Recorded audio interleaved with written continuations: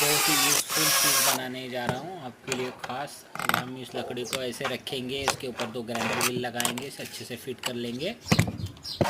फिर अब इसे सही पोजीशन में रख के लेवल में और एक लकड़ी नीचे फिट करेंगे। 2 स्क्रू बहुत ही अच्छे से फिटिंग हो जाने के बाद फिर एक 120 डिग्री हम एक ग्रू लगाएंगे।